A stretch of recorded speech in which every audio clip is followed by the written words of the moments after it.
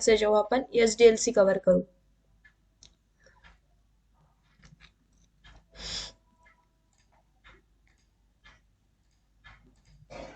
Screen visible आहे का सर्वांना?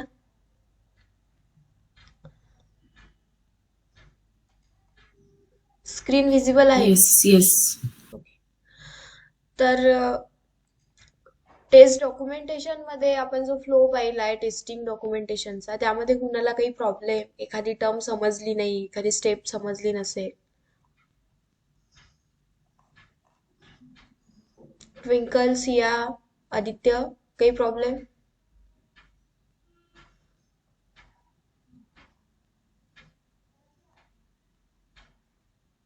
नाही का?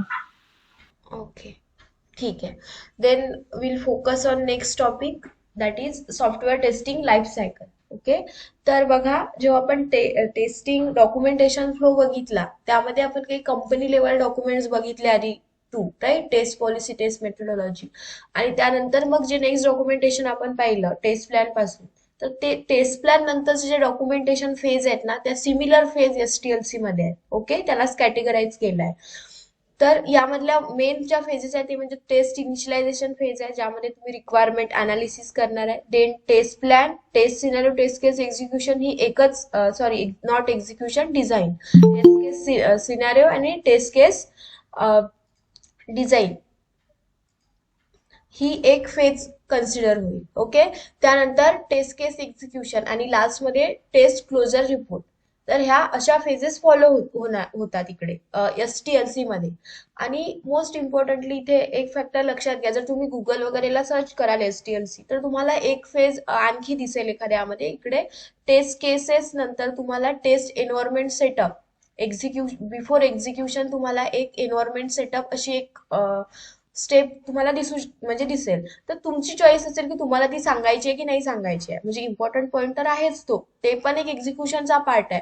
पण जरी तो आपण नाही सांगितला तरी पर्याय ते आलं, जर तुम्ही एक्झिक्यूट करत आहे टेस्ट केसेस, म्हणजे तुमच्याकडे एन्व्हायरमेंट ऑलरेडी सेट आहे, म्हणूनच तुम्ही एक्झिक्यूट करू शकता ना. तर ते सांगायचं की नाही हा तुमचा टोटली तुमच्यावर आहे, अप टू यू. ओके, तर तिथे टेस्ट एन्व्हायरमेंट सांगायचं की नाही हे तुम्ही बघा. तुम्ही एवढ्या जरी फेजेस कव्हर केल्या सांगताना तर दॅट इज ओके. पण जर तुम्हाला वाटत असेल ऍडिशनल मी एन्व्हायरमेंट विषयी सांगायला हवं, टेस्ट एन्व्हायरमेंट सेट करतात वगैरे, तर तुम्ही सांगा टेस्ट डिझाईन नंतर. ओके, तर आपण वन बाय वन बघू. टेस्ट इनिशियलायझेशन फेज फर्स्ट आहे STLC मध्ये. जसं तुम्ही STLC मध्ये 6 स्टेजेस पाहिल्या ना, तशाच इकडे पण तुमच्या 5 ते 6 स्टेजेस आहेत. ओके, आता आपण 5 स्टेजेस मध्ये बघणार आहे. जर तुम्हाला वाटलं तुम्ही टेस्ट एन्व्हायरमेंट ही फेज ऍडिशनल सांगू शकता. टेस्ट इनिशियलायझेशन फेज मध्ये तुम्ही काय करता, रिक्वायरमेंट अनालिसिस करता. म्हणजे काय असू शकतं, काय वाटतं तुम्हाला? रिक्वायरमेंट अनालिसिस करत आहे म्हणजे काय करताय? बघा, डेव्हलपमेंट सोबत सिमिलरच आहे, राईट? ओके, ठीक आहे. तर टेस्ट इनिशियलायझेशन फेज मध्ये जसं मी तुम्हाला सांगितलं की डॉक्युमेंटेशनच्या ज्या फेज आहेत त्या सेमच इकडे फॉलो होत आहेत. तर फर्स्ट टेस्ट इनिशियलायझेशन फेज मध्ये काय येतं, तुमचं प्लॅनिंग वगैरे जे आहे यामध्ये PM इन्व्हॉल्व असतो. टेस्ट प्लॅनच्या आधीची फेज. ओके, टेस्ट प्लॅनच्या आधी टेस्ट इनिशियलायझेशन होतं आणि यामध्ये आपण रिक्वायरमेंट अनालिसिस करत असतो. तर यामध्ये TRM प्रिपरेशन हा पार्ट येतो. जसं आपण TRM बघितलाय, कालच आपला हा पार्ट झालाय. PM TRM प्रिपेअर करतो. डॉक्युमेंटेशनची थर्ड फेज कोणती होती? थर्ड फेज कोणती होती जिकडे TRM प्रिपेअर्ड होते? आठवतंय कुणाला की परत एकदा डायग्राम दाखवायची गरज आहे? ओके, तर बघा, या फेजला ना आपण यासोबत कम्पेअर करा. म्हणजे तुम्हाला काय होईल, एकदाच तुम्ही स्टडी करायचा आणि तुम्ही 2 क्वेश्चन साठी रेडी असाल. सिमिलरच टॉपिक आहे, काही चेंज नाहीये. इकडे जेव्हा कंपनी लेवल डॉक्युमेंट्स हे 2 संपले, त्यानंतर तुमचे नेक्स्ट कोणते येतात, प्रोजेक्ट लेवल डॉक्युमेंट. यामधली जी फर्स्ट फेज आहे तुमची टेस्ट मेथोडॉलॉजी, या फेज मध्ये कोण आहे, PM इन्व्हॉल्व आहे आणि TRM प्रिपेअर करत आहे. तर हाच असा पॉईंट तुमच्या कुठे आहे, टेस्ट इनिशियलायझेशन फेज मध्ये आहे. म्हणजे तुम्ही जेव्हा टेस्टिंग लाईफ सायकल स्टार्ट होईल, तर त्यासाठी इनिशियलाइज किंवा बिगिन किंवा स्टार्टिंग तुम्ही काय म्हणू शकता, TRM प्रिपरेशन हा फर्स्ट पार्ट राहील. ओके, टेस्ट इनिशियलायझेशन फेज मध्ये PM इन्व्हॉल्व असेल आणि PM काय प्रिपेअर करेल, TRM, that is your test requirement matrix. Okay. आणि त्यामध्ये कोणते कोणते फॅक्टर्स असतील. TRM मध्ये आपण काय करत आहे बघा, आपण TRM काल डिस्कस केलेलं आहे. तुमच्याकडनं ऍटलीस्ट 1 लाईन आन्सर एक्सपेक्टेड आहे. तुम्हाला आठवत नाहीये का, कुणाला काही प्रॉब्लेम आहे? TRM मध्ये आपण काल डिस्कस केलं बघा. जर आपण म्हणजे टॉपिक क्लिअर करत नसू आणि पुढे पुढे जात असू तर त्यामध्ये काही अर्थ नाही आहे. जर तुम्हाला कळलं नसेल तर तुम्ही सांगा, आपण TRM परत डिस्कस करू. कुणाला आठवतंय की TRM मध्ये आपण काय काय पाहिलं होतं गाईज? यस, काहीतरी आन्सर करा. Mapping between test factors and development stages. Yes, correct. तर TRM PM प्रिपेअर्ड करतो आणि यामध्ये काय होत असतं, मॅपिंग बिटवीन टेस्ट फॅक्टर्स आणि डेव्हलपमेंट स्टेजेस. डेव्हलपमेंट स्टेजेस आपल्या 6 आहेत आणि test factors mainly list of test factors असतील, पण आपण मेनली फोकस केलाय 3 फॅक्टर्सवर. कोणते कोणते? ऑथेंटिकेशन, UI टेस्टिंग आणि फंक्शनल टेस्टिंग. ओके. हे जे 3 फॅक्टर्स आहेत मोस्टली, या 3 फॅक्टर सोबत आपण डेव्हलपमेंट स्टेजेस जे आहेत त्या मॅप करतो. हे सगळं TRM मध्ये मेन्शन केलेलं असतं. तर ही काय झाली, that is your first step in STLC. Okay. तर टेस्ट इनिशियलायझेशन फेज मध्ये फक्त 2 पॉइंटच इम्पॉर्टंट आहे, की टेस्ट इनिशियलायझेशन फॅक्टर मध्ये PM इन्व्हॉल्व असणार आहे and then PM will prepare TRM report. Okay. आणि जसं तुमचं TRM रेडी होतं बघा, ही स्टेप ही जी प्रोसेस आहे ती स्टेप बाय स्टेप आहे. म्हणजे एक सरळ स्ट्रेट फॉरवर्ड प्रोसेस आहे. TRM रेडी होईल टेस्ट इनिशियलायझेशन फेजला, नंतर तो शेअर्ड होईल टेस्ट लीड सोबत. ओके. म्हणजे टेस्ट लीड कडे असतोच TRM.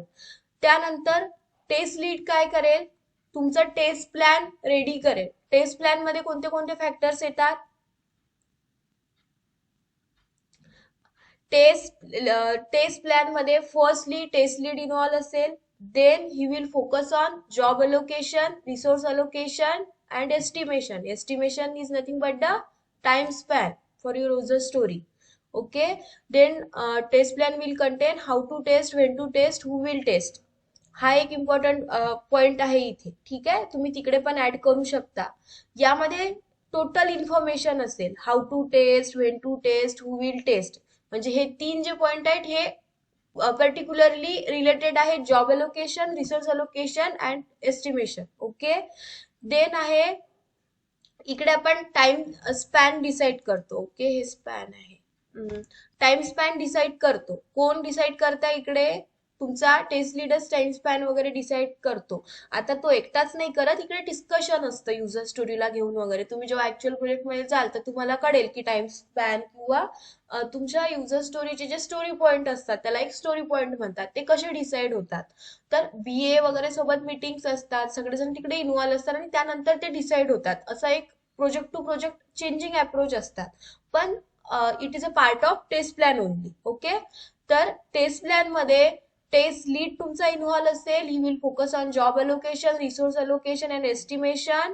And test plan will contain how to test, what to test, when to test. म्हणजे काय होईल, तुमचे सगळे टोटल सिनॅरिओ, एन्व्हायरमेंट, सेटअप हे तर असेलच, बट कोण टेस्ट करणार आहे, कोणत्या रिसोर्सेसला कोणतं वर्क असाइन होणार आहे, हे सगळं टेस्ट प्लॅन मध्ये मेन्शन केलेलं असेल. ओके.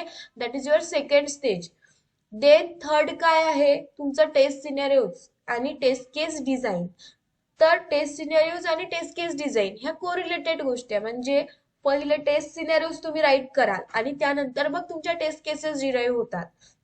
आता कुणाला क्वेश्चन आहे की टेस्ट सिनेरिओ आणि टेस्ट केस डिझाईन मध्ये काय डिफरन्स आहे किंवा ते काय आहे? कुणाला क्वेश्चन नाही येत आहे का? आपण हा टॉपिक पाहत आहोत तर गाईज तुमची काय अंडरस्टँडिंग आहे बघा. मी तुम्हाला कधीतरी सांगितलं असेल taste scenario, taste case design हा आपल्याला सेपरेट टॉपिक आहेच, बट तरीही तुमची काय अंडरस्टँडिंग आहे टेस्ट सिनेरिओ आणि टेस्ट केस डिझाईनला घेऊन? काय असू शकतं बघा. आपण फर्स्ट डे पासून टेस्टिंग शिकत आहे, आपण हे वर्ड कंटिन्युअसली रिपीट केलेले आहेत. तर तुम्ही काय रिलेट करू शकत आहे मला तुमच्याकडनं माहिती करून घ्यायचं, नंतर मी करेक्ट करून आपण तो सेपरेट टॉपिक बघणारच आहे. ठीक आहे. कुणी सांगू शकतं? तुम्ही ऍटलीस्ट ट्राय करा. व्हॅलिडेट करतो आपण. समजा एखादा पेज आहे तर त्याच्याबद्दल आपण व्हॅलिडेशन करतो की त्याच्या पॉसिबिलिटीज काय आहे. समजा आपण पेनची टेस्ट घेतली तर तो जेल पेन आहे का, तो इंक पेन आहे का, मग तो जेल मध्ये असेल तर मग त्याची इंक स्प्रेड होते का, त्याची ग्रिप चांगली आहे का, मग तो रायटिंगला मध्ये मध्ये बंद पडतो का नाही. असं म्हणजे आपण अशा सिनारिओज मध्ये त्या टेस्ट केस प्लॅन करतो की हे असं असं लिहायचंय आपल्याला. व्हॅलिडेट करतो थिंग्स. Yes yes. म्हणजे टेस्ट सिनेरिओ म्हणजे काय असतं, आता सपोज तुम्ही जर एखाद्या युजर स्टोरीवर काम करत आहे, तिकडे एक किंवा दोन फंक्शनॅलिटीज असतील, तर त्या फंक्शनॅलिटीच्या रिलेटेड एक हाय लेवल स्टेटमेंट तिथं असतं. ठीक आहे. मग हाय लेवल त्या स्टेटमेंटला तुम्ही इन डिटेल स्टेप मध्ये कन्वर्ट करता आणि तुम्ही तुमची टेस्ट केस राईट करता. आणि टेस्ट केसेस मध्ये स्टेप असतात की तुम्ही त्या पेजवर जाल, तुम्ही मग तुमचा डेटा एंटर कराल, मग तुम्ही सबमिट बटनवर क्लिक कराल. तर अशा जनरलाइज स्टेप ज्या आहेत ना त्या टेस्ट केसेस मध्ये येतात. आणि त्याचा जो सिनेरिओ आहे ते एक टायटल असेल तुमचं, validate the login page, validate the submit button, तो तुमचा टेस्ट सिनेरिओ झाला. म्हणजे काय झालं, तुमची हाय लेवल रिक्वायरमेंट असते टेस्ट सिनेरिओ मध्ये मेन्शन केली तुम्हाला काय करायचं आहे. आणि टेस्ट केसेस डिझाईन मध्ये त्याचा एक detail step by step procedure असते, ते म्हणजे तुमची टेस्ट केसेस झाली. इन शॉर्ट तुम्ही म्हणू शकता की टेस्ट केसेस मध्ये तुम्ही कशावर फोकस करता, व्हॉट टू टेस्ट, आणि टेस्ट केस मध्ये तुम्ही कशावर फोकस करता, how to test. Okay. Related आहे. प्रत्येक सिनेरिओवरनं टेस्ट केसेस डिराईव्ह होतात. समटाइम्स एका सिनेरिओवरनं 2 ते 3 टेस्ट केसेस पण तुम्ही लिहू शकता, म्हणजे काही पॉझिटिव्ह असतील किंवा काही निगेटिव्ह असतील. ठीक आहे. जसं की एखादी कंडिशन आहे, validate the default condition for particular page. मग त्यासाठी डिफॉल्ट कंडिशन मध्ये तुमचं पॉझिटिव्ह टेस्ट केसेस मध्ये काय येईल की त्या पेजवर काय काय असायला हवं हे पॉझिटिव्ह मध्ये येईल, आणि काय नसायला हवं ते निगेटिव्ह मध्ये येईल. ठीक आहे. कधी कधी होऊ शकतं एक्स्ट्रा ऑब्जेक्ट ऍड केलेले असू शकतात, जसं आपण गार्बेज टेस्टिंग एक टाईप बघितला होता नॉन फंक्शनल मध्ये, ज्यामध्ये डेव्हलपर कडनं काय एक्स्ट्राच्या ज्या काही गोष्टी आहेत ज्या त्याच्या सवयीनुसार त्यांनी ऍड केलेल्या आहेत पण प्रोजेक्ट मध्ये ती रिक्वायरमेंट नाही आहे. ठीक आहे. तर अशा वेळेस ही फंक्शनालिटी गार्बेज असतात, आपल्याला त्या रिव्ह्यू करायच्या असतात. मग ते तुमच्या कोणत्या केसेस मध्ये जाईल, निगेटिव्ह मध्ये जाईल त्या सिनेरिओ साठी. तर असे approaches test scenario test cases मध्ये असू शकतात. इन शॉर्ट टेस्ट सिनेरिओ मध्ये तुम्ही एकच वर्ड मध्ये लक्षात काय ठेवू शकता, व्हॉट टू टेस्ट, आणि टेस्ट केस डिझाईन मध्ये हाऊ टू टेस्ट. ओके. यानंतरही इन डिटेल डेफिनेशन वगैरे काय असेल आपण त्या टॉपिकवर जेव्हा जाऊ तेव्हा तुम्हाला कळेल. आपण टेस्ट केस रायटिंगची पण प्रॅक्टिस घेणार आहे, आपण डिफरंट टॉपिकवर टेस्ट केसेस लिहिणार आहे, त्याचा फॉर्मॅटही बघणार आहे. बट आता टेस्ट एसटीएलसी समजून घेताना तुम्ही एवढं लक्षात घ्या की टेस्ट सिनारिओ म्हणजे काय आहे. एक हाय लेवल डिझाईन वर तुम्ही जो अप्रोच लिहिताय तो म्हणजे तुमचा एक टेस्ट सिनारिओ झाला, आणि त्यानंतर तुम्ही त्यावरनं ज्या टेस्ट केसेस डिराईव्ह करताय त्या तुमच्या टेस्ट केसेस डिझाईन झाली. Okay. Step by step procedure. आणि त्यामध्ये तुमचा पॉइंट काय असेल, focusing how to test. Okay.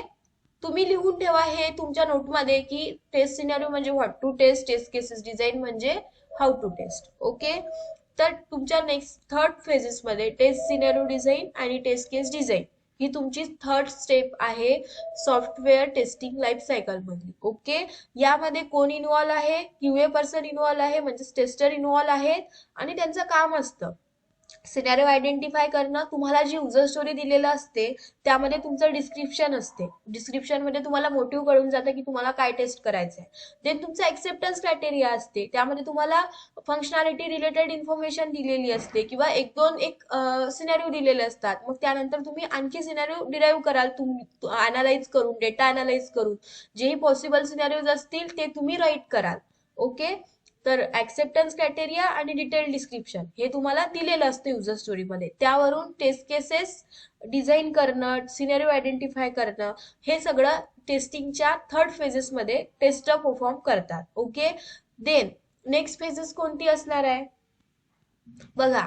जेव्हा टेस्ट सिनेरिओ रेडी होतात, टेस्ट केसेस डिराईव्ह होतात, त्यानंतर टेस्ट केस एक्झिक्युशन हा पार्ट येतो. आता टेस्ट केस एक्झिक्युशनच्या आधी टेस्ट एन्व्हायरमेंट सेटअप हा ही एक फेज आहे किंवा हे पण एक वर्क आहे असं तुम्ही म्हणू शकता.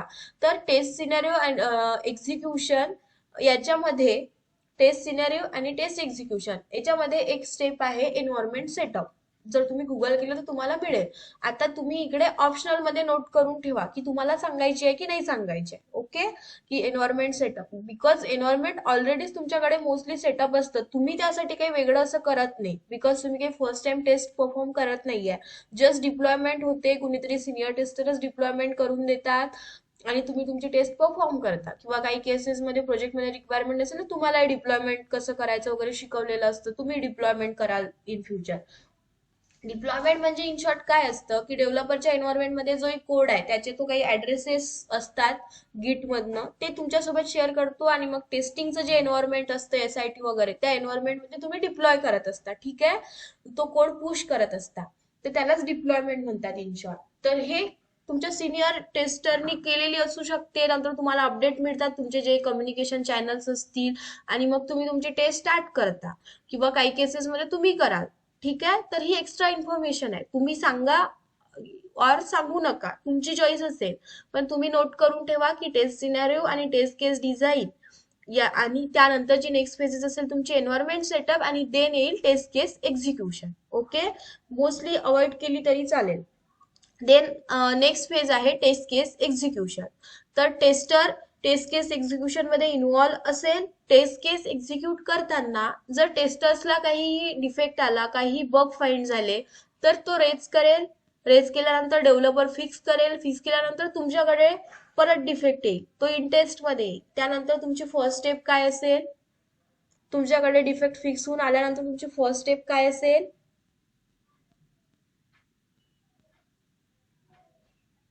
आदित्य, फर्स्ट स्टेप काय असेल?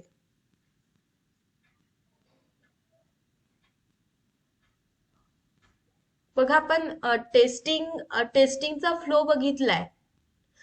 मी तुम्हाला टेस्टिंगचा फ्लो सांगितला होता. Sanity of smoke testing. नाही, आपण आता इथे डिफेक्ट नंतरचं बघत आहे ना. सॅनिटी आणि स्मोक इनिशियल लेवलला जेव्हा बिल्ड येईल तेव्हाच तुम्ही कराल. स्टेबल असाल तर नेक्स्ट फर्दर टेस्टिंग कराल, मग तुम्हाला डिफेक्ट मिळतील. तर आता डिफेक्ट फिक्स होऊन आला, मग त्या केसमध्ये तुम्ही कोणते टेस्टिंग परफॉर्म कराल? Retesting. बघा, तुम्हाला माहिती आहे, आपण हे डिस्कस केलेलं आहे. Siya, twinkle, Retest. येस. शरीर आहे का क्लासमध्ये? Memory testing. Yes, correct. तर तुमची फर्स्ट फेज काय असेल, जेव्हा तुमचा कोणताही डिफेक्ट फिक्स होऊन आला तर तुम्ही फर्स्टली रिटेस्टिंग कराल. म्हणजे ज्या फंक्शनॅलिटी मध्ये इश्यू होता तो फिक्स झालाय का, रिझॉल्व्ह झालाय का, हे तुम्ही चेक कराल. त्याला रिटेस्टिंग बोलतात. आणि त्यानंतर मग तुम्ही रिग्रेशन परफॉर्म कराल. म्हणजे त्या पर्टिक्युलर चेंजमुळे अदर फंक्शनॅलिटी ज्या प्रिव्हियसली व्यवस्थित वर्क करत होत्या त्या काहीतरी अफेक्ट झाल्या का, त्या फंक्शनॅलिटी मध्ये काही ब्रेक झालाय का, हे तुम्ही चेक कराल. ठीक आहे, मग तुम्ही रिटेस्टिंग कराल. डिफेक्ट फिक्स होऊन आल्यानंतर तुम्ही फर्स्ट रिटेस्टिंग कराल, then you will do regression testing. आता बघा, रिग्रेशन टेस्टिंग ही फक्त बग फिक्स झाल्यानंतरच तुम्ही करता असं नाहीये. रिग्रेशन टेस्टिंग हा होल टेस्टिंग मधला खूप इम्पॉर्टंट फॅक्टर आहे. तुम्ही प्रत्येक चेंजेस सोबत रिग्रेशन टेस्टिंग परफॉर्म करत असता. इव्हन तुम्ही प्रत्येक स्प्रिंटच्या एंडला आणि इव्हन काही प्रोजेक्टमध्ये पर डे पण रिग्रेशन सूट्स रन होत असतात मायनर चेंजेस सोबत. आणि त्यामागे एकच पर्पज असतो की तुम्ही जे न्यू कोड पुश करत आहे ऍप्लिकेशन मध्ये, न्यू फीचर ऍड करत असाल किंवा काही रिमूव्ह करत असाल, काही फिक्स करत असाल, तर या मायनर चेंजेस सोबत काही ज्या प्रिव्हियसली वर्किंग फाईन फंक्शनॅलिटीज आहेत त्या ब्रेक होत आहेत का, ऍप्लिकेशन मध्ये कुठे काहीही चेंजेस आल्यामुळे तुमच्या GUI वर काही अफेक्ट होत आहे का, किंवा पर्टिक्युलर फंक्शनॅलिटीचं वर्किंग अफेक्ट होत आहे का, हे आपल्याला कंटिन्युअसली चेक करायचं असतं. तर रिग्रेशन टेस्टिंग ही कंटिन्युअसली प्रोजेक्टमध्ये सुरूच असते. फक्त असं नाही आहे की डिफेक्ट फिक्स झाला मग रिटेस्टिंग केली तेव्हाच रिग्रेशन करतात.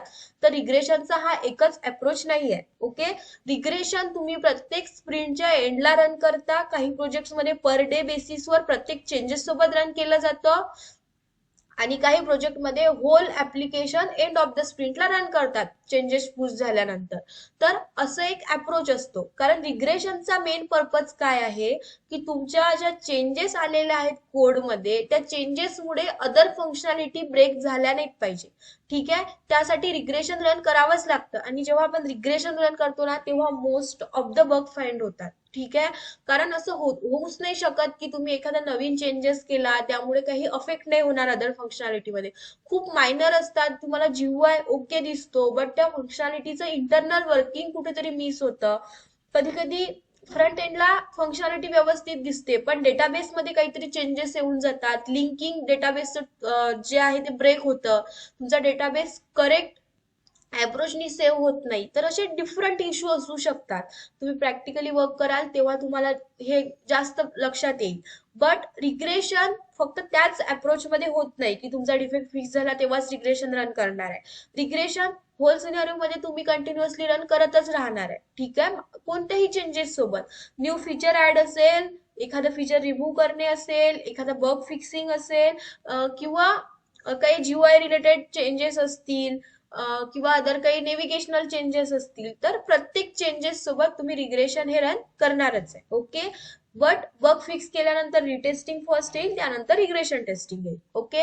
तर हा एक फ्लो आहे. टेस्ट केस एक्झिक्युशनचा पार्ट झाला, तुम्ही मॅक्झिमम बग फाइंड कराल, रिझॉल्व्ह झाल्यानंतर रिटेस्टिंग रिग्रेशन टेस्टिंग परफॉर्म कराल.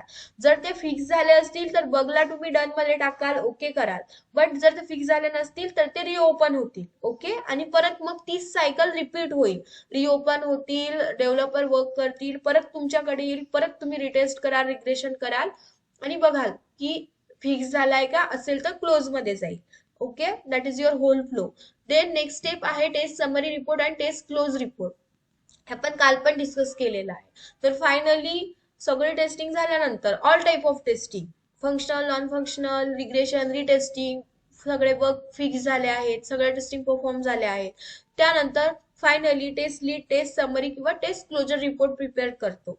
तो सगळ्या टेस्टर कडून डेटा कलेक्ट करेल, किती डिफेक्ट रेट झाले होते, कोणत्या युजर स्टोरी होत्या, काय टेस्ट केसेस रन झालेल्या आहेत वगैरे सगळा डेटा कलेक्ट करेल आणि एक क्लोजर रिपोर्ट प्रिपेअर करेल. ओके. आणि जे टोटल नंबर ऑफ डिफेक्ट आहेत ते पण त्यामध्ये मेन्शन असतील, total number of user story, total number of test cases, हे सगळे फॅक्टर त्यामध्ये येतील. ठीक आहे. आणि फायनली क्लोजर रिपोर्ट जो आहे तो तुमचा प्रिपेअर्ड होईल आणि ही तुमची टेस्टिंग फेज मधली एक लास्ट फेज असेल. ठीक आहे. या फेजेस मध्ये रिपोर्ट प्रिपेअर करणे हे टेस्ट लीडचं वर्क आहे. तर बघा मोस्टली मेघा मेघा स्टेजेस मेघा सांगणार आहे. येस. मला क्वेश्चन आहे. आता आपण टेस्टिंग करतो तर आपण जेव्हा फ्लो तू सांगते तर ठीक आहे, तो म्हणजे डिफेक्ट फाइंड आल्यावर रिटेस्टिंग रिग्रेशन टेस्टिंग होतं आणि हे रोटेटेड इटरेशन मध्ये चालतं है ना, हे सांगितलं तू. पण जेव्हा आम्हाला विचारलं की टेस्टिंग फ्लो काय आहे, तर मग फर्स्ट ऑफ ऑल आम्ही जेव्हा कंपनीत काम करत होतो म्हणजे जे आपण, तर तेव्हा आधी सुरुवातीला स्मोक टेस्टिंग आणि सॅनिटी टेस्टिंग होतं, मग त्याच्यात फंक्शनल होतं, मग नॉन फंक्शनल होतं आणि मग हे रिटेस्टिंग रिग्रेशन टेस्टिंग होतं. असाच अर्थ आहे ना याचा? हा, असाच अर्थ आहे त्याचा. म्हणजे तुमच्याकडे जेव्हा न्यू बिल्ड येतं ना तेव्हा तुम्ही आधी हम्म. स्टेबिलिटी बघाल. म्हणजे तुम्ही कोणती टेस्टिंग परफॉर्म करणार आहे, सॅनिटी टेस्टिंग. ठीक आहे. आणि सॅनिटी म्हणजे काय होतं, सॅनिटी मध्ये रिजेक्ट करतात पण आजकाल आपण रिजेक्ट करत नाही, त्यामुळे आपण स्मोक फॉलो करतो. म्हणजे त्या दोन सिमिलर टेस्टिंग आहे. फक्त स्मोक मध्ये काय होतं, मग डेव्हलपर तिथेच प्रेझेंट असतात, ते लगेच तेवढे बग काय करतात, फिक्स करतात आणि मग तुम्ही फर्दर टेस्टिंग स्टार्ट करता. तर इन शॉर्ट आपण स्मोक फॉलो करणार आहे. तर तुमचा फ्लो काय असणार आहे, सॅनिटी स्मोक फर्स्ट लेवलला येईल. तुम्ही सांगताना तुमचं एक सांगा स्मोक वगैरे, पण एक जनरल फ्लो काय असेल, sanity smoke first level testing आहे. मग तुम्ही कुठे मूव्ह कराल, बीबीटी टेस्टिंग कडे. त्यामध्ये फंक्शनल नॉन फंक्शनल सगळ्या टेस्टिंग येतील आणि त्यामध्ये काही डिफेक्ट वगैरे भेटले तर मग रिझॉल्व्ह आल्यानंतर तुमची रिटेस्टिंग येईल, रिग्रेशन टेस्टिंग येईल. ठीक आहे. आणि मग तुमची फायनल रिग्रेशन टेस्टिंग असते, म्हणजे एक फायनल रन करून टाकतात रिग्रेशन, की काही इश्यू असेल तर होल ऍप्लिकेशन. आणि आणि मग लीड मॅनेजर असतो, तो जो आमचा लीडर असतो जो, तो फायनली क्लोजर रिपोर्ट बनवतो, आम्ही बनवत नाही ना. नाही नाही, आपण नाही बनवत क्लोजर रिपोर्ट. ठीक आहे. टेस्ट लीडच बनवतात. आणि काही केसेस मध्ये जर टेस्ट लीड बिझी असला तर तो एखाद्या सिनियर टेस्टरला देऊ शकतो वर्क. ठीक आहे. म्हणजे कधी कधी असं होतं ना की एका प्रोजेक्ट मध्ये 4-5 टेस्टर आहेत, तर त्यांना एक लीड करायला एक सिनियर टेस्टर असतो. म्हणजे टेस्ट लीड प्रत्येक वेळेला तुमच्यासोबत पर्सनली कनेक्ट होऊन सगळं करू नाही शकत, तर मग तुमची टेस्ट लीडच्या आणि तुमच्यामध्ये एक सिनियर टेस्टर असेल तर त्याच्यावरही रिस्पॉन्सिबिलिटी देऊ शकतात. ते प्रोजेक्ट वाईज आहे. ठीक आहे. पण आपण नाही प्रिपेअर करणार आहे क्लोजर रिपोर्ट. तुम्हाला चान्स भेटला तर तुम्ही करू शकता. म्हणजे प्रोजेक्टवर डिपेंड राहील. सपोज तुम्ही आता एखाद्या प्रोजेक्टमध्ये 1 वर्ष झाले वर्क करत आहे, नॉर्मल वर्किंग मध्ये तुम्ही ओके आहे, मग तुम्हाला तुमचे सिनियर टेस्टर टेस्ट लीड स्वतःच मूव्ह करतील की चला तुम्ही आता हे पण वर्क करायला पाहिजे. मग तुमच्या रिस्पॉन्सिबिलिटी तशा वाढत जातील. तो तसा अप्रोच असेल. बट इनिशियल लेवलला आता सांगताना टेस्ट क्लोजर किंवा टेस्ट समरी रिपोर्ट तुमचा टेस्ट लीडर्स प्रिपेअर करत असतो. ठीक आहे. जेव्हा रिलीज असतात, रिलीजच्या आधी तो असे रिपोर्ट प्रिपेअर करतो. मग रिलीज मध्ये सगळ्या टीम्स म्हणजे लीडच असतात, आपण नसतो, ते रिलीज देतात. त्या रिलीज मध्ये ऍज अ डिलिव्हरेबल म्हणून ते रिपोर्ट शेअर पण होतात. ठीक आहे. युएटी नेक्स्ट एन्व्हायरमेंट सोबत त्यांच्या रेफरन्ससाठी त्याला डिलिव्हरेबल्स म्हणतात, किंवा तुम्ही त्याला एक्झिट क्रायटेरिया पण म्हणू शकता. तो आपला नेक्स्ट टॉपिक आहे, म्हणजे आपल्याला एक सेपरेट टॉपिक आहे एंट्री क्रायटेरिया आणि एक्झिट क्रायटेरिया. ओके, क्लिअर आहे तुम्हाला? फ्लो क्लिअर आहे आता? येस. बाकी लोक ओके. तर बघा, जसं आपण एसडीएलसी बघितलं, एसडीएलसी मध्ये 6 स्टेजेस आहेत, तशा इकडे इकडे पण 6 स्टेजेस आहेत. जर तुम्ही एन्व्हायरमेंट सांगत असाल तर तुमची चॉईस आहे, नाहीतर इकडे 5 स्टेजेस तुम्हाला सांगायचे आहेत. त्या मोस्टली कोणत्या आहेत? Test initialization phase, test plan, then test scenario and test case design, test case execution and test summary report और टेस्ट क्लोजर रिपोर्ट. ओके, हे 5 पॉईंट तुम्हाला कंपल्सरी सांगायचे आहेत. ठीक आहे. आणि सपोज हे सांगत असताना टेस्ट केस सिनारिओ आणि टेस्ट केस डिझाईन आहे, तर यामध्ये मी काय सांगितलंय, फक्त टेस्टर इन्व्हॉल्व असतो आणि इकडे सिनारिओ आयडेंटिफाय करतो. तर तुम्ही यामध्ये ऍडिशनल पॉईंट सांगू शकता की व्हॉट इज टेस्ट सिनारिओ आणि what is test case design, किंवा तुम्ही यामध्ये काय करत आहे. तर तुम्हाला वाटलं इन फ्युचर जेव्हा आपलं हे कव्हर होईल तेव्हा तुम्ही ती एक इन्फॉर्मेशन यामध्ये ऍड करून तसं आन्सर देत चला. ठीक आहे. नाही दिलं तरी काही प्रॉब्लेम नाही. इम्पॉर्टंट इथे हे आहे की तुम्ही हे 5 फॅक्टर्स कव्हर केले पाहिजे या या क्वेश्चनचा आन्सर देताना. ठीक आहे. जशा एसडीएलसी मध्ये 6 स्टेजेस आहेत फिक्स, तशात इकडे पण स्टेजेस आहेत. ठीक आहे. तुम्ही 5 स्टेजेस बोला, काउंट इम्पॉर्टंट नाहीये. तुम्ही इकडे एन्व्हायरमेंट सांगा, अगर नका सांगू, काहीच प्रॉब्लेम नाहीये. पण ह्या 5 स्टेजेस तुम्हाला मिस करायच्या नाहीये. तर ह्या तुम्ही ऍज इट इज लक्षात ठेवा, हे इझी आहे. बघा, जर तुम्ही ह्या 5 स्टेजेस कव्हर केल्या तर हा सेम पार्ट कुठे आहे? डॉक्युमेंटेशन मध्ये आहे, राईट? सेम पार्ट, काहीच चेंजेस नाही. टेस्ट इनिशियलायझेशन म्हणजे तुमची ते टीआरएम ची फेज, मेथोडॉलॉजी फेज आहे. देन टेस्ट प्लॅन आहे. टेस्ट प्लॅन मध्ये सिंपल फॅक्टर आहेत हे 3, राईट? किंवा यामध्ये हे पण आहेत, how to test, when to test, who will test, तेच सिमिलर पॉइंट्स आहेत. Then test scenario test cases मध्ये काय येईल तुमचं? What to test, how to test, तेच आहे.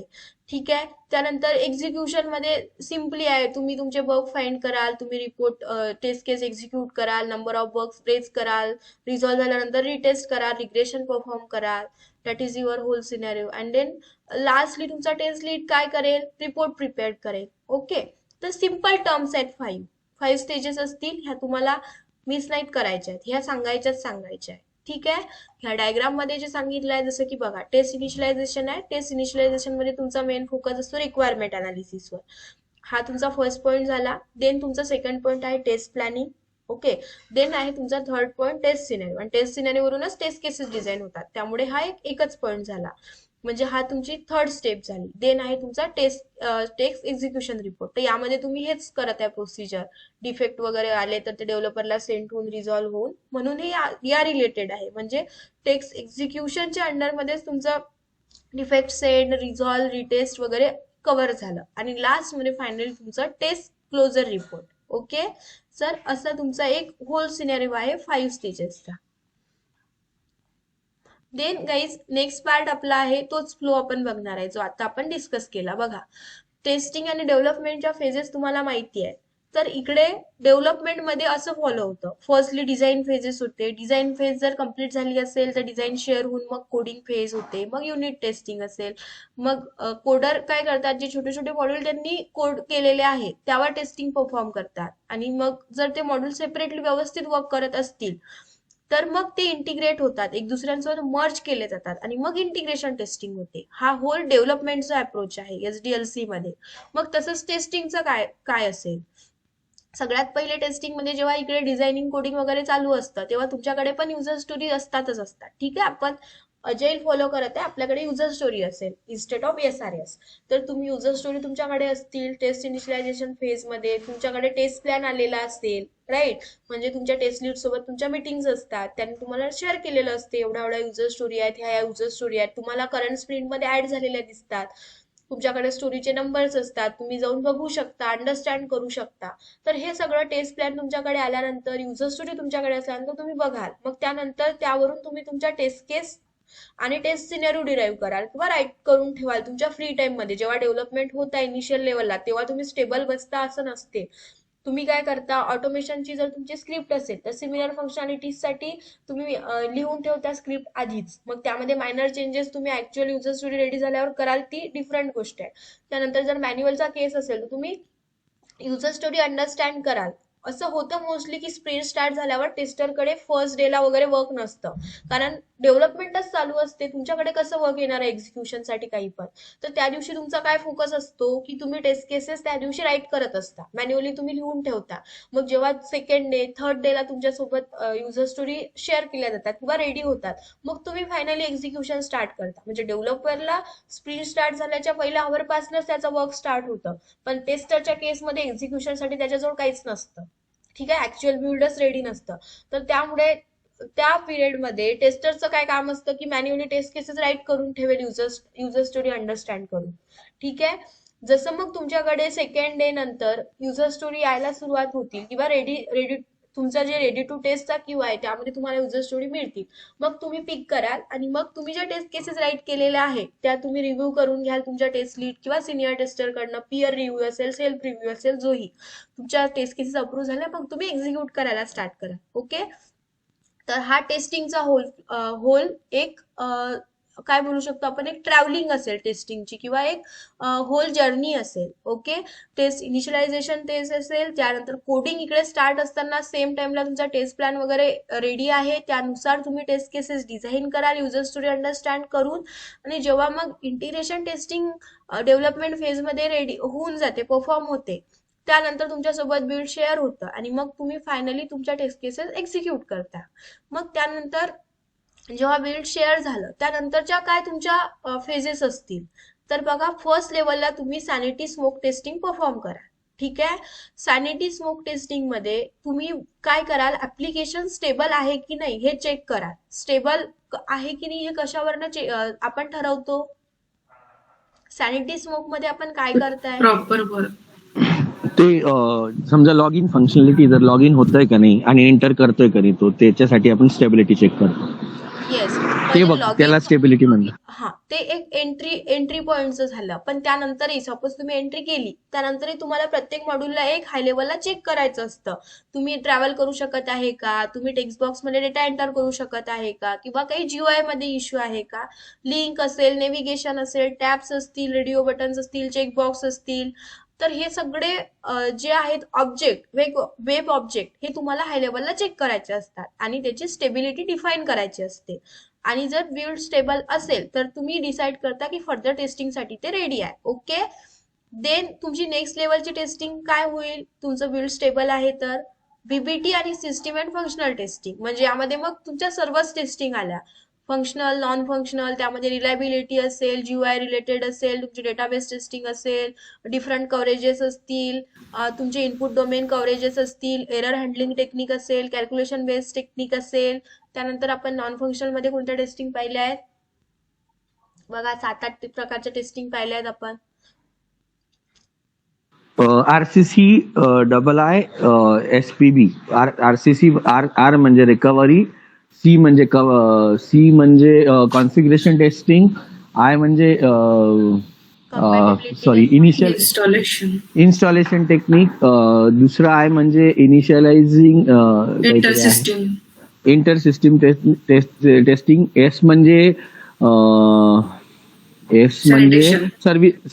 सॅनिटेशन टेस्टिंग, सी म्हणजे कॅल्क्युलेशन कव्हरेज नाही कॉन्फिगरेशन टेस्टिंग सॉरी, आणि बी एसपीबी ना, एसपीबी, बी म्हणजे बी बी बी बी बी काय, ओके, तो प्रॉब्लेम. SPGG, सॉरी, जी जी जी आहे ना लास्टचं, ग्लोबलायझेशन टेस्टिंग. ओके. आणि ग्लोबलायझेशन टेस्ट. ग्लोबलायझेशन सोबत दुसरी एक आपण इम्पॉर्टंट फॅक्टर बघितला आहे, कम्पॅटिबिलिटी टेस्टिंग. ओके.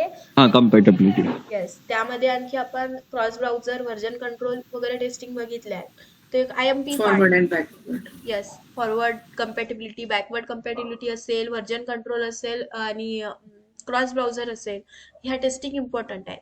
तर ह्या सगळ्या प्रकारच्या टेस्टिंग तुम्ही रिक्वायरमेंटनुसार काय कराल, परफॉर्म कराल. ठीक आहे. तर तुम्ही ऑटोमेशन करताय की मॅन्युअल, ही प्रोजेक्टची रिक्वायरमेंट असेल, तुमच्या समोर जे असेल तुम्हाला करावं लागेल.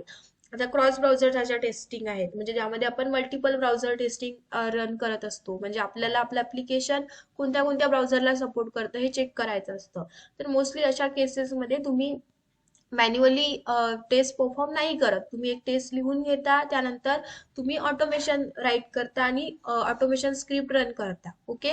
बिकॉज एक सिमिलर टेस्ट तुम्ही प्रत्येक ब्राउझरवर मॅन्युअली चेक करणं हे एक काइंड ऑफ डिफिकल्ट टास्क आहे किंवा एक टाइम कन्झ्युमिंग आहे, आणि त्यामध्ये मग तुम्ही सेमच वर्क करत आहे रिपिटेटिव्हली, फक्त डिफरंट ब्राउझरवर सपोर्ट करताय का, म्हणून मग त्या केसेसमध्ये ऑटोमेशन प्रिफर केल्या जातं. ठीक आहे. त्यामध्ये तुम्हाला जस्ट एकदाच कोड राईट करायचा असतो, सिमिलर कोड असतो. फक्त तुम्हाला ज्या ब्राउझर, म्हणजे ज्या ब्राउझरवर चेक करायचं आहे, सपोज आता मला क्रोम आणि फायरफॉक्स हे दोन्ही ब्राउझरला ऍप्लिकेशन सपोर्ट करते का चेक करायचं आहे, तर तुमच्या फ्रेमवर्कमध्ये तसं एक डिफरंट फंक्शनॅलिटी असते, तिकडे तुम्ही त्या दोन ब्राउझरच्या डिपेंडन्सीज ऍड करता आणि मग तुम्ही त्या टेस्ट रन करता. म्हणजे मी कोड एकदाच लिहिलाय, बट ब्राउझरच्या दोन ब्राउझरला टाकला आहे रनिंगला, तर ते ऍट ए टाइम दोन्ही ब्राउझरवर तुमचं ऍप्लिकेशन रन होतं आणि तुम्ही तुमचे टेस्ट चेक करू शकता, काय प्रॉब्लेम आहे का कुठे काही. ठीक आहे. तेच ऑटोमेशनचा एक फायदा आहे. तुम्ही जेव्हा आता ऑटोमेशन मध्ये नेक्स्ट पार्टला जाल, सिलेनियम स्टार्ट होईल, तुम्हाला क्लॅरिटी येईल या गोष्टींची, प्रॅक्टिकली एक क्लॅरिटी येईल की सायमल्टेनियसली 2 ब्राउझर कसे रन होतात, 3 पण होऊ शकतात. ठीक आहे. कितीही होऊ शकतात. तर हे सगळं आपण फंक्शनल टेस्टिंग मध्ये परफॉर्म करणार आहे. देन आहे तुमची लेवल 2 टेस्टिंग, त्यामध्ये तुमची रिग्रेशन टेस्टिंग आहे. ठीक आहे. तुमचं जेही, आता जसं मी थोड्या वेळाच्या पूर्वीच सांगितलं की रिग्रेशन आपण प्रत्येक केसेसमध्ये रन करतोच, मायनर चेंजेस सोबत. न्यू फीचर असतील, काही फीचर रिम्यूव्ह असतील, एरर हँडलिंग असेल, कशाही बाबतीत काही चेंजेस झाल्यावर रिग्रेशन रन होतात. तर ती तुमची लेवल 2 टेस्टिंग असेल. आणि मग तुमची फायनल रिग्रेशन टेस्टिंग येते, म्हणजे फायनल रिग्रेशन मध्ये होल ऍप्लिकेशन कव्हर होईल. जसं की तुम्ही एखाद्या पर्टिक्युलर पेजवर वर्क करत असाल आणि त्या रिलेटेड त्या पेजच्याच फंक्शनॅलिटी ब्रेक झाल्या का हे चेक करत असाल, तर ते एक छोट्या मॉड्यूलवरचं रिग्रेशन झालं. बट त्यानंतर फायनली जेव्हा स्प्रिंट एंड होते, तर प्रत्येक पेजेसवर काहीतरी चेंजेस झालेले असतील, मायनर चेंजेस. जसं की कन्सिडर करा फुटर आहे, तुमचं फुटर असतं, तिकडे पेज नंबर असतात, काही हेल्पच्या लिंक असतात एखाद्या ऍप्लिकेशन मध्ये. तर जे फुटर आहे ते होल ऍप्लिकेशन मध्ये कॉमन असतं. ठीक आहे. म्हणजे ऍप्लिकेशन मध्ये कितीही पेजेस असू द्या, तुमचं फुटर कॉमन असतं. बहुतेक ऍप्लिकेशन मध्ये फुटर चेंज होत नाही, प्रत्येक पेजला फुटर कॉमन असतं. तर मग हे जो कॉमन चेंज आहे, जो होल ऍप्लिकेशन मध्ये इम्प्लिमेंट झालाय, तर त्यामुळे त्या पेजवरच्या अदर फंक्शनॅलिटीज ब्रेक झाल्या की नाही हे तुम्हाला चेक करावं लागेल. मग त्यासाठी तुम्हाला होल ऍप्लिकेशनवर रिग्रेशन परफॉर्म करायला लागेल, ते तुमचं फायनल रिग्रेशन असेल. ठीक आहे. म्हणजे पर्टिक्युलर पेज ऐवजी होल ऍप्लिकेशनला एक क्रॉस चेक तिकडे केल्या जाईल की ऍप्लिकेशन कुठेतरी ब्रेक झालाय का, ते तुमचं फायनल रिग्रेशन असेल. आणि इथे रिटेस्टिंग फॅक्टर तेव्हा येईल जेव्हा तुमच्याकडे काही डिफेक्ट वगैरे आले, तर तुमचं तिकडे रिटेस्टिंग येईल. म्हणजे तुम्ही इथे लेवल 2 मध्ये एक क्रॉस मध्ये रिग्रेशन रिटेस्टिंग कन्सिडर करू शकता तुमच्या अंडरस्टँडिंग साठी. जर डिफेक्ट रेट झाला तर रिटेस्टिंग फॅक्टर येतो. ओके. पण तुमचा फ्लो काय असेल, sanity smoke, system and functionality testing, regression testing, final regression testing. ठीक आहे. क्लिअर आहे. ठीक आहे. येस. येस. ते युएटी मध्ये जे टेस्टिंग होते त्याला फायनल इंटिग्रेशन टेस्टिंग म्हणतात ना? युएटी मध्ये टेस्टिंग, हा युएटी फायनल इंटिग्रेशन. युएटी मध्ये फायनल इंटिग्रेशन टेस्टिंग बोलू शकता तुम्ही. म्हणजे तुमच्या होल, जसं की आपण ज्या बीबीटी मध्ये टेस्टिंग परफॉर्म करतो ना, त्याच युएटी मध्ये अशाच्या अशा एवढ्या होतील नाही. तिकडे पण काही रिग्रेशन सूट बघा, मी तुम्हाला सांगितलं, जर तुम्ही एसआयटी मध्ये 2000 टेस्ट केसेस राईट करत असाल, तर युएटी मध्ये काही पर्टिक्युलर फंक्शनॅलिटीचे काही रिग्रेशन सूट रन केले जातात, ज्यामध्ये की तुमच्या 50-60 टेस्ट केसेस ज्या असतील त्या कव्हर केलेल्या असतील. आणि फायनल इंटिग्रेशन म्हणजे तुमचं होल ऍप्लिकेशन एकत्र केल्यानंतर जे रन होतं ना, ते एक फायनल इंटिग्रेशन टेस्टिंग असते तुमची. ठीक आहे. तर ते युएटी मध्ये होते, म्हणजे ऍप्लिकेशन डिलिव्हर करायच्या आधी तुमचं ऍप्लिकेशन व्यवस्थित वर्क करत आहे का यासाठी युएटी मध्ये ती एक टेस्टिंग परफॉर्म होत असते ऍट द एंड. ओके. आणि तसंच तुमचं SIT मध्ये फायनल रिग्रेशन टेस्टिंग असते. म्हणजे तुम्ही प्रत्येक स्प्रिंट नंतर एकदा रिग्रेशन होल ऍप्लिकेशनसाठी रन करता. ठीक आहे. तर हा तुमचा फ्लो असेल आणि रिटेस्टिंगचा जर फॅक्टर आला तर तुमच्या लेवल 2 मध्येच रिटेस्टिंग येईल. जर तुम्ही डिफेक्ट रेज केले असाल फंक्शनल मध्ये तर मग तुमच्या लेवल 2 चं फर्स्ट स्टेप काय असेल, रिटेस्टिंग असेल. जर मी आताही इथे लिहिलं तर काही प्रॉब्लेम नाहीये, तुम्ही तसं नोट करून ठेवा. काय जर डिफेक्ट फाउंड झाला त्या केसमध्येच रिटेस्टिंग आपल्याला करावी लागेल, अदर केसेसमध्ये तर काही गरजच नाही ना रिटेस्टिंगची. ठीक आहे. आणि तुम्ही करता बिकॉज असं होतच नाहीये की तुम्ही युजर स्टोरी एखादी चेक करत आहे, तुम्हाला काही डिफेक्ट मिळणार नाही. काही केसेसमध्ये होईल, म्हणजे प्रत्येक युजर स्टोरीमध्ये डिफेक्ट असेल हे पण गरजेचं नाहीये. पण एखाद्या होल स्प्रिंटमध्येच तुम्हाला डिफेक्ट भेटणार नाही तर असं तर होऊ शकतच नाही. ठीक आहे. तुम्हाला डिफेक्ट मिळतीलच, तर रिटेस्टिंग हे तुमचं पर्यायानं वर्क आलंच. तुम्ही प्रत्येक स्प्रिंटमध्ये रिटेस्टिंग, रिग्रेशन टेस्टिंग आणि सॅनिटी टेस्ट करणारच आहे. ओके. ह्या सगळ्या म्हणजे ऑल टाईप ऑफ टेस्टिंग मध्ये टेस्टर इन्व्हॉल्व असतोच. ठीक आहे. इकडे अदर पर्सनचा काही रोल नाहीये. ह्या होल टेस्टिंग आपणच परफॉर्म करणार आहे. ठीक आहे. यानंतर आपण काही simple question interview point of व्ह्यूनी असतील इम्पॉर्टंट ते आपण डिस्कस करणार आहे. ओके.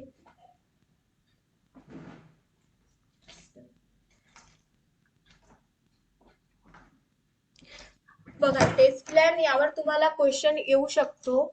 तर टेस्ट प्लॅन कोण प्रिपेअर करतं, असा एखाद्या वेळेस जर क्वेश्चन आला तुम्हाला, टेस्ट. टेस्ट लीड करतो. एक्झॅक्टली. तर ते तुम्हाला माहिती असायला हवं. देन नेक्स्ट आहे टेस्ट प्लॅन प्रिपेअर करताना कोणत्या पॉइंटला फोकस केला जातो किंवा काय पॅरामीटर्स असू शकतात. सांगू शकते म्हणजे आपण कालच डिस्कस केलं, आता परत टेस्टिंग फेजेस मध्ये पण बघितलंय. जॉब अलोकेशन, रिसोर्स अलोकेशन आणि एस्टिमेशन. एस्टिमेशन म्हणजे तुमचा टोटल टाइम स्पॅन. ठीक आहे. हे तुम्हाला स्ट्रेट फॉरवर्ड क्वेश्चन इंटरव्ह्यू मध्ये येणार आहेत. ओके.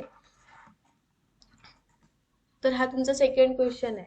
त्यानंतर जर तुम्ही सपोज कन्सिडर करा तुम्हाला हा क्वेश्चन कोणी विचारला, तुम्ही आन्सर देताय, तर समोरचं तुम्हाला असे काही क्वेश्चन लिस्टेड आहेत त्याच्याकडे आणि तेच विचारणार नाहीये. तुमचा नेक्स्ट क्वेश्चन तुमच्या प्रिव्हियस आन्सर वरनच डिसाईड होतो.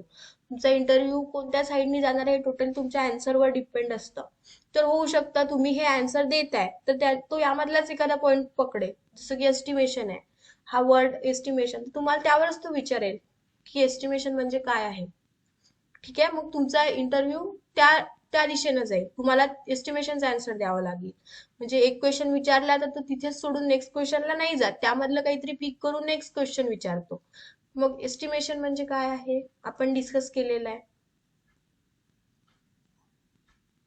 Available resources and duration of work, or either we can see that count of sprints or count of user stories.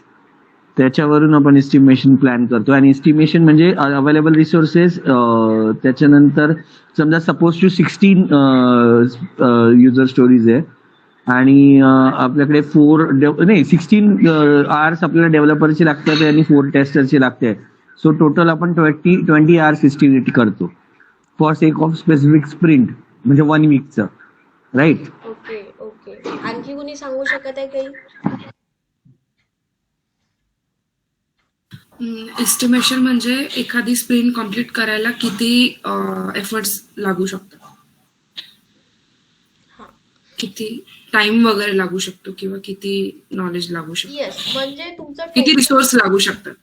हा तुमचे टोटल स्टोरी पॉइंट म्हणजे तुमचं काय झालं, एक एस्टिमेशन झालं. ठीक आहे. म्हणजे तुम्हाला होल स्प्रिंटसाठी किती टाइम लागणार आहे, तुमचं जे ड्युरेशन आहे, तुमचे जे स्टोरी पॉइंट आहे ते म्हणजे तुमचं एस्टिमेशन झालं. म्हणजे तुम्ही म्हणू शकता स्टार्टिंग ऑफ द स्प्रिंट आणि एंडिंग ऑफ द स्प्रिंट यामध्ये लागणारा टाइम आणि रिसोर्सेस याचं एक सिंपल कॅल्क्युलेशन म्हणजे तुमचं एस्टिमेशन झालं. ओके. सिंपल टर्म आहे. तुम्हाला किती वेळ लागणार आहे, किती रिसोर्सेस अवेलेबल आहे त्यानुसार त्याचं कॅल्क्युलेशन केलं जातं, तर तुमचं एस्टिमेशन फॅक्टर आला. देन आपला नेक्स्ट क्वेश्चन आहे टेस्ट प्लॅन वरनाच आहे. बघा की टेस्ट प्लॅन रेडी करताना आपला जो टेस्ट लीड आहे तो कोणत्या पॉइंटला फोकस करेल, म्हणजे त्याच्याकडे बघा जेव्हा आपण कोणतेही अप्रोच किंवा कोणताही प्लॅन करतो तर आपल्याकडे काहीतरी स्टँडर्डाइज रूल असतात किंवा एक आपल्याकडे असं काहीतरी की पॉइंट दिलेले असतात जे समोर ठेवून आपण प्रिपेअर करत असतो, राईट. म्हणजे जर आपण बघा कॉलेज आणि स्कूल लेवलला असू, जर आपला रिझल्ट पण प्रिपेअर होत असेल तर तुमच्या रिझल्टसाठी काहीतरी स्टँडर्डायझेशन असतं. 60 बिलो वाले सेकंड क्लास असतात, 60 ज्यांना भेटलं त्याला फर्स्ट क्लास आहे, 75 अबो वाले डिस्टिंक्शन मध्ये जातात. म्हणजे रिझल्टसाठी हे एक स्टँडर्डाइज रूल कन्सिडर असतात किंवा त्यांच्यासमोर एक की पॉइंट असतात की या रेंज मधल्याला हा रिझल्ट येईल किंवा ही ग्रेड येईल. असे एक स्टँडर्डाइज तुमच्या समोर की पॉइंट्स असतात. तसंच टेस्ट प्लॅन प्रिपेअर करताना पण त्यांच्यासमोर काहीतरी की कंटेंट असतात किंवा की पॉइंट असू शकतात, ते त्यांना कन्सिडर करायचे असतात. तर ते कोणते असू शकतात टेस्ट प्लॅनच्या बाबतीत? तर बघा इकडे 14 की पॉइंट मी मेन्शन केलेले आहेत. तर यामधले तुम्ही किती सांगू शकाल? म्हणजे तुम्ही सर्वच सांगू शकाल. कसं आहे की तुम्ही प्रत्येक वेळेला वर्ड टू वर्ड आन्सर नाही देऊ शकत, तर तुम्ही ट्राय करा की तुम्ही जास्तीत जास्त लक्षात ठेवू शकाल. पण इम्पॉर्टंट आहे, आपण बघून घेऊया. तुमच्या टेस्ट प्लॅन मध्ये टेस्ट प्लॅनचा आयडी असतो. फर्स्टली टेस्ट प्लॅन आयडी यासाठी असतो की तुम्ही स्प्रिंट वाईज वर्क करता, तर प्रत्येक स्प्रिंटचा वेगळा नंबर असतो आणि प्रत्येक स्प्रिंटसाठी वेगळं प्लॅनिंग असतं. ठीक आहे. म्हणजे कधी कधी स्प्रिंट फक्त UI रिलेटेड असते, कधी स्प्रिंट मध्ये डेटाबेस API अशा वेगळ्या रिक्वायरमेंट असतात. त्यामुळे प्रत्येक टेस्ट प्लॅन हा चेंज होत असतो. एकच प्लॅन आपण दुसऱ्यासाठी कॉपी नाही करू शकत. रिसोर्स पण वेगवेगळे अवेलेबल असतील प्रत्येक टाइमला. म्हणून टेस्ट प्लॅन हा प्रत्येक स्प्रिंटचा काय असेल, डिफरंट असेल, युनिक असेल आणि त्याचा आयडी पण डिफरंट असेल. ठीक आहे.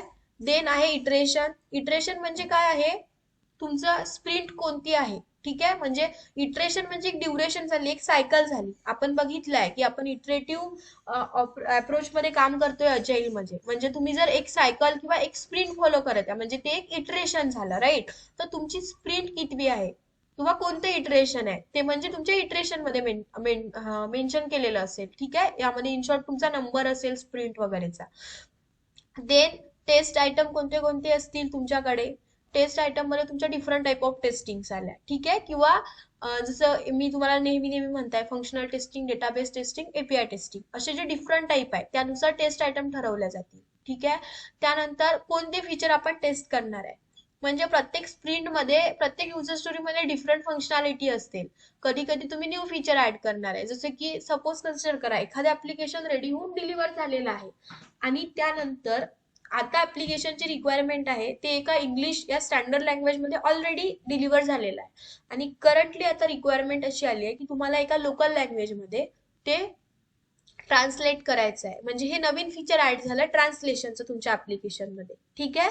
तर मग तुमच्या करंट फीचरचं करंट स्प्रिंटचं मोस्टली फोकस फीचर काय असेल, ट्रान्सलेशन जर्नी, राईट. तर मग कोणतं फीचर असं तुम्ही टेस्ट करणार आहे हे तुमच्या फीचर टू टेस्ट मध्ये मेन्शन केलेलं असेल. ठीक आहे. तुमच्या टेस्ट प्लॅन मध्ये तुम्ही पर्टिक्युलर स्प्रिंट मध्ये कोणत्या फीचरवर वर्क करणार आहे हे तुमच्या या पार्ट मध्ये मेन्शन केलेलं असेल. Then feature not to test. म्हणजे कधी कधी होतं की काही ऍज इट इज फीचर आहेत ज्या जे कुठे काही अफेक्टेड होणार नाही आहेत, ते ऑलरेडी इंटिग्रेट झालेले आहेत, अशाकडे तुम्हाला लक्ष द्यायचं नसतं किंवा परत परत चेक पण करायचं नसतं. त्यामुळे जेवढं इम्पॉर्टंट हा फॅक्टर आहे की तुम्हाला टेस्ट काय करायचं आहे, त्यापेक्षा इम्पॉर्टंट हे आहे की तुम्हाला टेस्ट काय नाही करायचं आहे, कसला टच नाही करायचं आहे, ते तुमचं फीचर नॉट टू टेस्ट मध्ये टेस्ट लीड मेन्शन करेल. त्यानंतर पास फेल क्रायटेरिया असेल. ठीक आहे. पास फेल क्रायटेरिया तुम्ही डिसाईड करा रिक्वायरमेंट नुसार. म्हणजे सपोज तुम्ही एखाद्या फंक्शनॅलिटीसाठी टेस्ट केसेस वगैरे लिहिणार आहे, तर त्या कोणत्या केसेसमध्ये पास असतील, कोणत्या केसेसमध्ये फेल आहे, त्याचा एक क्रायटेरिया जो आहे टेस्ट प्लॅन मध्ये एक मेन्शन केलेला असतो. ठीक आहे. मग तुम्हाला ते युजर स्टोरीमध्ये सेपरेटली देतातच आणि तुम्हाला ते फॉलो करायचं असते मग टेस्ट केसेस लिहिताना. तर एक पास फेल क्रायटेरिया हाय लेवलला टेस्ट प्लॅन मध्ये मेन्शन केलेला असतो. त्यानंतर टेस्ट एन्व्हायरमेंट. बघा टेस्टिंग मध्ये जसं डेव एन्व्हायरमेंट असतं, तुम्ही टेस्ट एन्व्हायरमेंट मध्ये येता SIT मध्ये, तर काही काही प्रोजेक्ट्स मध्ये SIT मध्ये पण 2-3 एन्व्हायरमेंट्स असतात. म्हणजे प्रत्येक वेळेला ते टेस्ट एकाच एन्व्हायरमेंट मध्ये रन नाही करत. त्यांच्याकडे पण एक डमी एन्व्हायरमेंट असतं, मग एक फायनल एन्व्हायरमेंट असतं. ते चेंज होत जाईल प्रोजेक्ट टू प्रोजेक्ट. त्यामुळे सॉरी, करंट स्प्रिंट मध्ये तुम्ही कोणत्या एन्व्हायरमेंट मध्ये टेस्टिंग परफॉर्म करणार आहे हे डिसाईड करणं पण टेस्ट लीडचं काम असतं. ठीक आहे. त्यानंतर टेस्ट डिलिव्हरेबल्स. टेस्ट डिलिव्हरेबल्स मध्ये तुमचे ते काय येतील, डिफेक्ट रिपोर्ट, तुमचे टेस्ट समरी रिपोर्ट, तुमच्या ज्या टेस्ट केसेस तुम्ही लिहिणार आहे त्या कुठे मेंटेन करता, हे सगळं टेस्ट डिलिव्हरेबल्स मध्ये येईल. Defect report, summary report. ठीक आहे. त्यानंतर सस्पेन्शन क्रायटेरिया, रोड ब्लॉक. म्हणजे ड्युरिंग स्प्रिंट होत असताना, टेस्टिंग परफॉर्म करत असताना तुम्हाला काय प्रॉब्लेम येऊ शकतात, काय रोडब्लॉक असू शकतात, जसं की सॉरी, एखाद्या वेळेस काय होतं, पर्टिक्युलर फंक्शनॅलिटीला वर्क करत असताना काही फंक्शनॅलिटीज अशा असतात ज्यामुळे तुम्हाला काहीतरी डेटा पुश करायचा असतो किंवा काहीतरी आता तुम्हाला ह्या टर्म्स हेवी वाटतील, म्हणजे कळतील नाही, बट तरी तुम्ही समजून घ्यायचा प्रयत्न करा. तर असे काही टर्म्स असतात म्हणजे तुमच्यावर डिपेंड नसतात, तुमच्याकडे एक सेपरेट डेऑप्स टीम असते जे तुमच्या डेटाबेस जो आहे तो रेज करत असते, किंवा काही एन्व्हायरमेंट व्हेरिएबल अशा काही टर्म्स असतात ज्या तुम्ही अझूर वगैरे असे डेटाबेसचे डिफरंट टाईप आहेत त्या रिलेटेड असतात. म्हणजे तिकडे काही एन्व्हायरमेंट सेटअप असतं, ते ऑन ऑफ केल्यानंतर तुमच्या application मध्ये काही फीचर रिफ्लेक्ट होत असतात. ठीक आहे, म्हणजे तुमच्या जे UI वर तुम्ही परफॉर्म करत आहे ते डेटाबेस सोबत कुठेतरी सिंक्रोनाइज झालेलं असतं, पण त्याचं अप्रुव्हल तुम्हाला डेऑप्स टीम कडनं घ्यायचं असतं. तर मग डेऑप्स टीम मध्ये खूप लिमिटेड पर्सन्स असतात. ठीक आहे, म्हणजे एखाद्या प्रोजेक्टमध्ये एक दोन असू शकतात, किंवा एकच पर्सन जर डेऑप्सची टीम असेल तर तो मल्टिपल टीमसाठी पण वर्क करत असेल, त्याच्यावर वर्कलोड असते, तर तो पर्सन अवेलेबल आहे का, तुम्हाला मग तुमचा डेटाबेस पुश करायचा आहे किंवा तुम्हाला काही फंक्शनॅलिटी ऑन ऑफ करायची आहे, तर तुम्ही त्यांच्यावर डिपेंड असता. तर असे जे काही प्रॉब्लेम आहे हे तुमच्या रोडब्लॉक मध्ये येतील. ठीक आहे, म्हणजे तुम्हाला ते डे ऑफचं तिकीट रेज करावं लागतं, मग तो पर्सन ते चेंजेस पुश करतो, मग तुम्हाला चेंज तुमच्या ऍप्लिकेशन मध्ये रिफ्लेक्ट होतात, मग तुम्ही टेस्टिंग परफॉर्म करू शकता. तर त्याची अवेलेबिलिटी आहे का किंवा तो असणार आहे का, तर हे सगळं तुमचं रोडब्लॉक मध्ये येईल. हे जस्ट एक्झाम्पल आहे, या व्यतिरिक्त डिफरंट क्रायटेरियाज असू शकतात. ठीक आहे, ते सगळं तुमच्या रोडब्लॉक मध्ये येतील. त्यानंतर आहे टेस्टिंग टास्क. टेस्टिंग टास्क म्हणजे तुमचे होल वर्क आलं, टेस्टिंग रिलेटेड जे तुम्ही परफॉर्म करणार आहे. ठीक आहे, कोणत्या टेस्टिंग रिक्वायर्ड असतील, त्यामध्ये काही प्रॉब्लेम आल्यानंतर त्यानंतरचा प्लॅन काय असेल, तुमचं काय रुटीन असू शकतं, हे सगळं टेस्टिंग टास्क मध्ये आलं. त्यानंतर स्टाफ ट्रेनिंग. तर स्टाफ ट्रेनिंग म्हणजे काय असतं, की तुमच्या सपोज तुमच्या प्रोजेक्ट मधनं कुणी गेलाय टेस्ट टीम मधनं आणि तुमच्याकडे न्यू रिसोर्सेस आले, त्या केसेसमध्ये त्यांना ट्रेनिंग देणं किंवा त्या प्रोजेक्टमध्ये टाकणं, हे पण तुमच्या करंट स्प्रिंट मधलंच वर्क आहे. बघा, जेव्हा आपण अजाईल शिकत होतो तेव्हा मी तुम्हाला एक ड्रॉबॅक सांगितला होता, की अजाईल मध्ये प्रॉपर केटी देणं किंवा असं स्टेबली एखाद्याला बसून केटी देणं पॉसिबल नसतं, बिकॉज तिकडे स्प्रिंट वाईज वर्क होत असतं.